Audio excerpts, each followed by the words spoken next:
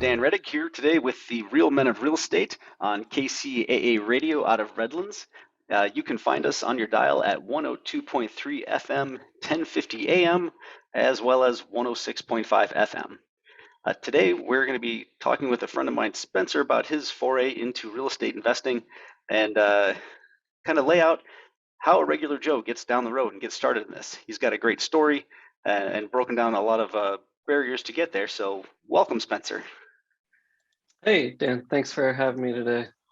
Thanks for being here. Honestly, it's great. I'm super excited to catch up and hear more about your projects since we haven't had a chance to talk about that much lately. So Yeah, why don't you just start off, tell us a little bit about yourself. Who are you? yeah. So I'm Spencer Rysman.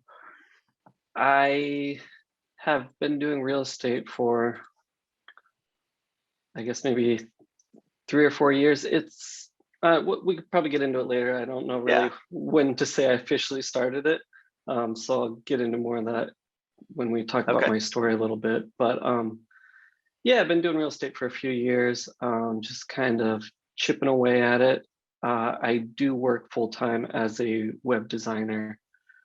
So to me, it's just kind of something I'm trying to build in my spare time and hopefully transition to something much more full time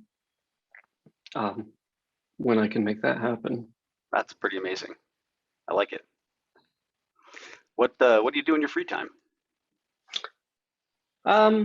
So outside of kind of poke around looking at real estate, um, got a dog and a wife, and we just kind of like to hang out. We live in San Diego, so weather's always beautiful, and spend time hanging out around the city. We like to travel. My wife actually works in the airline industry, so love to travel. She has family in South America. We go there a couple times a year if we can, if there's not like a pandemic or anything.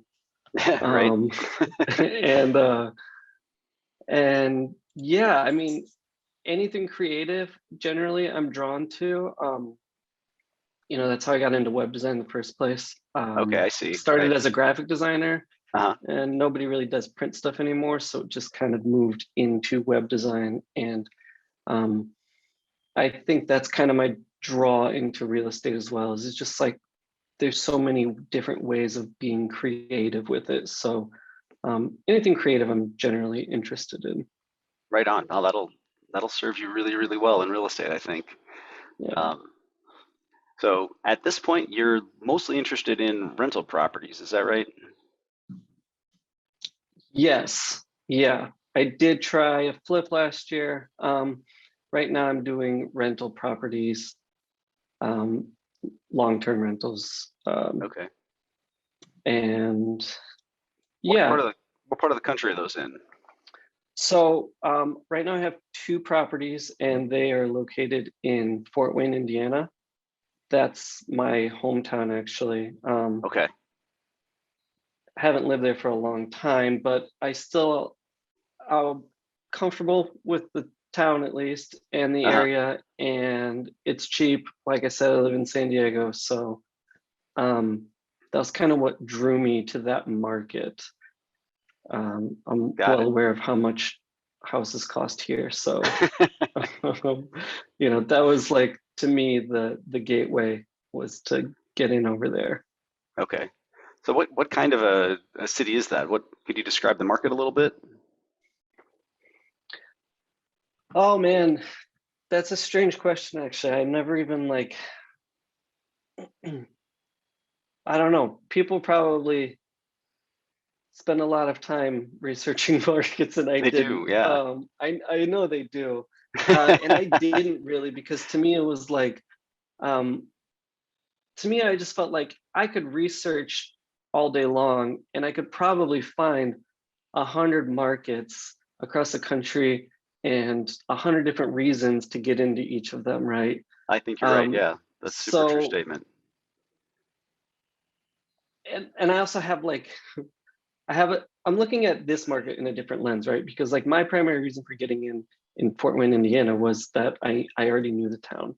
Hmm. Um, so as far as like market statistics, I don't know what to really tell you. If you have like a more specific question, I could maybe answer it, Well, but sure. maybe I can't. What's the population like? Okay, so I believe they're maybe around like a quarter million Okay, that's pretty good now. sized. Yeah. So it's like a city, second biggest city in Indiana for Hmm. what it's worth. Okay, that matters. Um, Yeah. people, I tell people that a lot of times it doesn't matter. There's anytime I meet somebody from Indiana, they tell me where they're from, and 9 times out of 10, I don't know where that place is, whatever they say to me. Because there's Sure. just so many like little towns and even like the surrounding towns around Fort Wayne. Like my realtor would be like, "Oh, I saw a deal in such and such." And I'm like, "Where's that?" And it's like, "It's 30 minutes away, man." I'm like, "Oh, no, I don't know." Like I Right. never went there. I mean, I moved out when I was 18, Sure. and never lived in Indiana again. So I was like, well, during the 2 years that I could drive myself in Indiana, like if I didn't go there, I don't remember it. Yeah, I But can yeah, relate to so that. it's a city. It's like a quarter million people, and I would say it's mostly middle class. Mhm. Um, it's got its good sides and bad sides, like anything else. Okay. Yeah. What are some of the major employers in town? Is there like a, Mm. car manufacturer, or is there any other like major sources of employment? There are like factories, and gosh, Okay. now I'm not going to be able to say these off the top of my head, Oh, but that's fine. there That's fine. So but it's there made of some are factories. a very large medical equipment manufacturer nearby that I can't remember the name of. I think the Johnson and Johnson family is like Oh, from okay. there. They have houses there or something. Yeah, but gosh, man, I don't know. I can't really tell you a ton about the market That's okay. Just because try to. it wasn't something that really like affected my decision. I knew enough that I could get a house there. I knew people rented houses there, Mhm. and I knew approximately how much people would pay to live there. Right. And so for me, it just came down to running numbers on deals, Uh-huh. right? Right. And it didn't matter to me where these people were working or anything like that because I also wasn't like when I started investing there, I wasn't super concerned with the scalability of what I was doing there. I Right. just wanted to get going. And I I, never thought like this is the market I choose and this is the market I'm now going to be scaling in uh-huh. over the next 10 years. It wasn't like that. It was like I know that I could get a few houses here and I could make a little bit of money off of them. Right. And it's going to be So it's a stable town with sufficient employers. You were familiar with it already, so yeah, why not? exactly. Yeah. Yeah. I honestly, I think that's really refreshing to hear because, I've certainly been to a lot of classes myself over the years, and talked to a lot of people who are analyzing the perfect rental opportunity city, right? So Hmm. far down that they never do anything. And you went out there and said, I know a place, the rents make sense to the purchase prices, and I'm going to do something and not sit on the sidelines. Like that's great. I respect that so Yeah, to much. me, it's never been about finding the perfect place, the perfect deal, the perfect opportunity. Because the reality is I think you could go into almost any town in America and be like, and ask yourself, is there a real estate investor making money in this town? And the answer Hmm. is always going to be yeah, Every somebody's single making time. money Yeah, here. every single time. Somebody's making money here. So if they can do it, I can do it. Right. Yeah, So it's not, yeah, to me, like looking at the other factors were much more important to me. Like, do I have a support network there? right. And the answer to me was yes. No, I found that, despite what you may think, you're still doing a lot of it. But despite how big your support network is, but Sure. that's another story. That makes sense. I get it. Wow. Well, that's really neat, honestly. Pretty cool how you got into it. I can't tell you the number of people who come to my real estate club or that see what I post on social media sometimes and are still talking about how to talk about it or how to analyze a deal two, three, Hmm. 5 years later.